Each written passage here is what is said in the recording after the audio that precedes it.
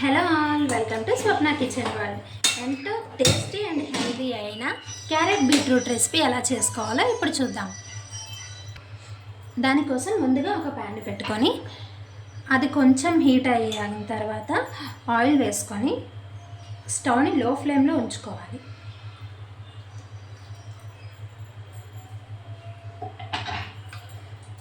సన్నగా తరిగిన ఉల్లిగడ్డ,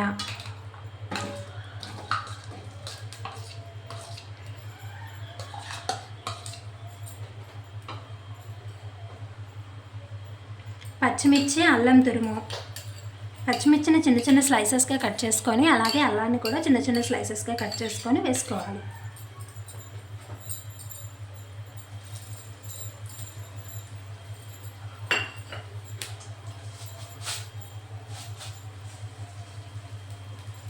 ఒక టీ స్పూన్ పోపులు,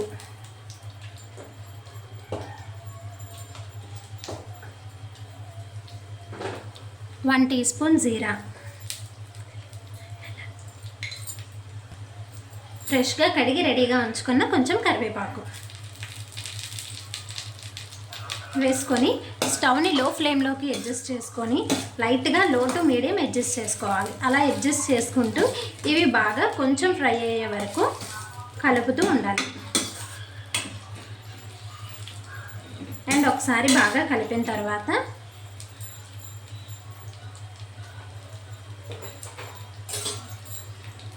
మూత పెట్టేసి ఒక 10 మినిట్స్ పాటు అలా ఉంచాలి. ఈలోపు క్యారెట్ బీట్రూట్స్ని బాగా చిన్న చిన్న ముక్కలుగా కట్ చేసుకొని బాగా వాష్ చేసుకొని రెడీగా ఉంచుకోవాలి. ఇలా 2-3 మినిట్స్కి ఒకసారి మూత తీస్తూ అడుగంటకుండా మాడిపోకుండా బాగా కలుపుతూ ఉండాలి. లైట్ బ్రౌనిష్ కలర్ వచ్చే వరకు వేగనివ్వాలి. చూడండి, ఇంకా అంత బ్రౌనిష్ కలర్ రాలేదు. సో ఇంకొక 3 మినిట్స్ లిడ్ క్లోజ్ చేసి లో ఫ్లేమ్లో మగ్గనిద్దాం. ఇప్పుడు చూసారా, ఇంకొంచెం ఫ్రై అయ్యాయి. సో ఇంకా ఫ్రై అవ్వాల్సిన అవసరం లేదు, ఎందుకంటే మనం చేసేది beetroot carrot fry. So beetroot carrot fry అవుతున్నప్పుడు ఆటోమేటిక్గా ఇది కూడా ఇంకొంచెం డీప్ ఫ్రై అవుతుంది. అప్పుడు రెండు ఫ్రై అయ్యి సమానం అవుతుంది. అదే ఇప్పుడు మరీ హెవీగా ఫ్రై చేసేసాం అనుకోండి, బీట్రూట్ క్యారెట్ ఫ్రై అవుతున్నప్పుడు ఇది ఇంకొంచెం మాడిపోయే ఛాన్సెస్ ఉంటాయి. సో ఫ్రెష్గా వాష్ చేసుకొని చిన్న చిన్న స్లైసెస్గా కట్ చేసుకొని వాష్ చేసుకున్న బీట్రూట్ క్యారెట్ని ఇందులో వేసుకోవాలి. క్యారెట్ తీసుకున్న దాంట్లో 1/3 వంతు బీట్రూట్ తీసుకోవాలి, 1/2 వంతు తీసుకోవాలి బీట్రూట్. అంటే నేను ఒక 1/2 కేజీ క్యారెట్స్ కట్ చేస్తే ఒక 1 బీట్రూట్, చిన్నదైతే 2 బీట్రూట్స్ దాకా కట్ చేసుకోవాలి. సో అలా, ఎందుకంటే ఇలాగే రిక్వైర్మెంట్ అనేమీ లేదు. సో కంప్లీట్గా బీట్రూట్ అయితే అందరూ అంత ఇష్టంగా తినరు. సో ఇలా క్యారెట్స్ ఎక్కువ వేసి బీట్రూట్స్ కొంచెంగా వేసి చేస్తే టేస్ట్కి టేస్ట్, హెల్త్కి హెల్త్.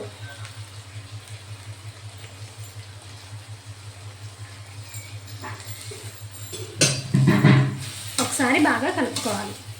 చూసారు కదా, క్యారెట్స్ తీసుకున్న దాంట్లో 1/2 వంతు మాత్రమే నేను బీట్రూట్స్ తీసుకున్నాను. సో మీరు ఎలా అయినా తీసుకోవచ్చు.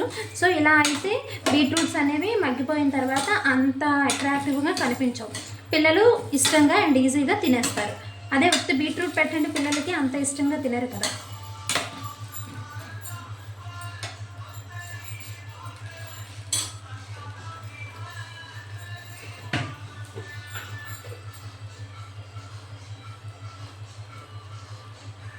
ఇప్పుడు కొంచెం పసుపు,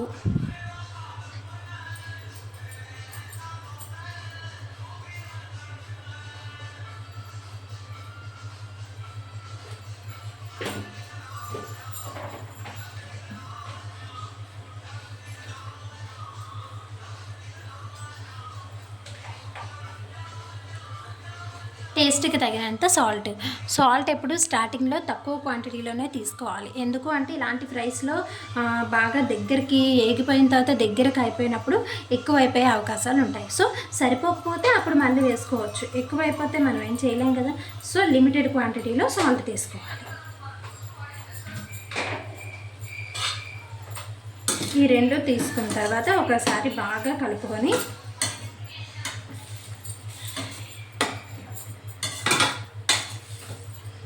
లో ఫ్లేమ్లో, స్టవ్ని బాగా లో ఫ్లేమ్లో ఉంచుకొని నియర్లీ ఒక 30 to 40 minutes దీన్ని ఇలా వదిలేయాలి. సో ఇది అప్పుడప్పుడు 10 minutesకి ఒకసారి కలుపుతూ ఉండాలి, ఎందుకంటే అడుగంటేస్తుంది కాబట్టి. అలా అడుగంటకుండా ఉండాలి, మాడిపోకుండా ఉండాలంటే ఎవ్రీ 10 minutesకి ఒకసారి కలుపుతూ ఉండాలి. సో అలా ఒక 30 to 40 minutes నియర్లీ, అంటే మన అవి మగ్గే ఆ టైం బట్టి 30 to 40 minutes వదిలేయాలి. సో ఇలా లిడ్ క్లోజ్ చేసి ఇలా ప్లేట్ మీద కొంచెం వాటర్ స్ప్రింకిల్ చేయాలి. ఇలా చేయడం వల్ల మనం ఒక 5 minutes మర్చిపోయినా కలపడం, ఒక 5 minutes చూసుకోకపోయినా, లేదా కొంచెం ఫాస్ట్గా అవి ఏగిపోయినా ఈ వాటర్ అనేది కిందకి ఆవిరి స్టీమ్ రూపంలో దిగడం వల్ల అంత గమ్మున మాడిపోదు, అడుగంటదు. సో కర్రీ చాలా నీట్గా వస్తుంది. అందుకోసం ఇలా ప్లేట్ మీద వాటర్ స్ప్రింకిల్ చేసుకోవాలి. సో ఇప్పుడు ఒక 30 minutes దీన్ని ఇలా వదిలేయాలి. సో ఇలా ఒక 10 to 15 minutes అయిన తర్వాత నిదానంగా ఆ వాటర్ ఒలిగిపోకుండా మూతను తీస్తూ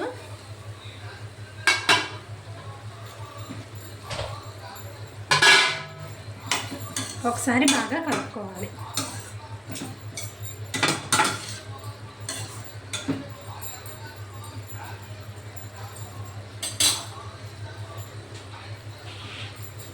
ఇప్పుడు ఆల్రెడీ జీరా వేసాం కాబట్టి జీరా పౌడర్ జస్ట్ కొంచెమే స్ప్రింకిల్ చేస్తున్నాను. అండ్ ధనియా పౌడర్, పెప్పర్ పౌడర్.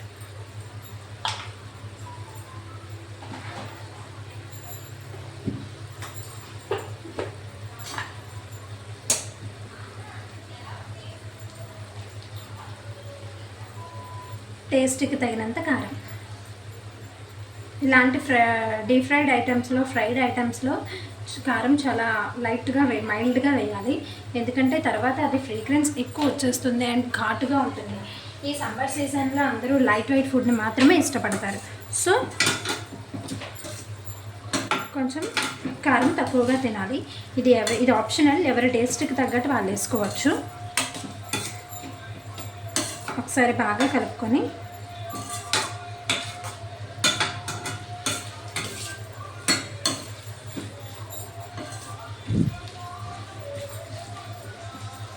మళ్ళీ మూత పెట్టి ఒక 10 to 15 minutes మగ్గనివ్వాలి.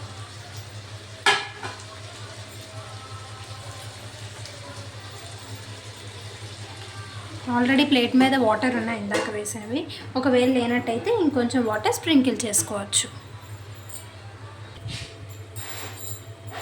ఒక 10 to 15 minutes తర్వాత నిదానంగా మూత తీసి చూస్తే ఇలా ఆల్మోస్ట్ 70 to 80% మగ్గిపోతుంది. సో ఇది అడుగంటినట్టు అనిపించిన, ఇందులో వాటర్ లేకపోయినా కొంచెం లైట్గా ఇలా వాటర్ స్ప్రింకిల్ చేసుకోవచ్చు. అలా అయితే మాడిపోకుండా నీట్గా ఉంటుంది కర్రీ.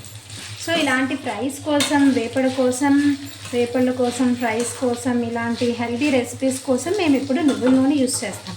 అన్నిటికీ వాడము, ఎందుకంటే అది అంత బడ్జెట్ ఫ్రెండ్లీ కాదు కాబట్టి. సో ఇలాంటి కొన్ని రెసిపీస్ కోసం మాత్రమే నువ్వుల నూనె వాడతాం. చూసారా, ఇందాక ఆనియన్స్ లైట్గా వేగడం, ఇప్పుడు చూస్తే ఇంకొంచెం మగ్గాయి అనమాట.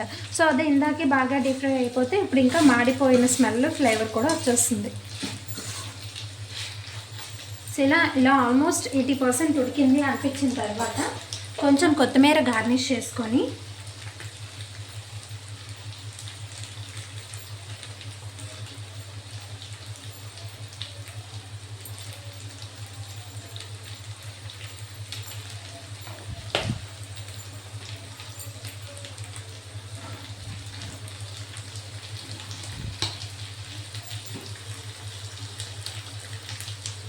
ఇంకొక 10 minutes పాటు అలాగే మగ్గనివ్వాలి. మూత పెట్టి మగ్గనివ్వాలి.